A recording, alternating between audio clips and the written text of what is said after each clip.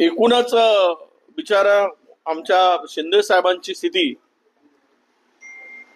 मला वाटतं की आजच्या राजकारणामध्ये आत्ताच्या इतकी बिकट आहे की मी तर एखादा शब्द जरा असं वापरला तर त्याला चुकीचा अर्थ होईल, पण मी मुद्दाम हे सांगेल की आता शिंदे साहेबांची गरज संपली का, आणि त्यांना कदाचित ते बाजूला व्हावेत.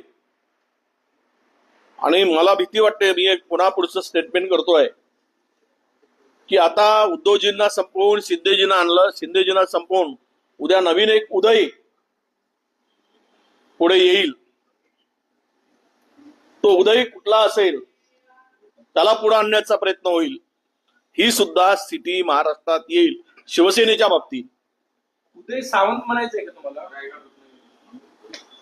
मला वाटतं की उद्याचा शिवसेनेचा नवा उदय तिसरा तो तुम्हाला दिसेल.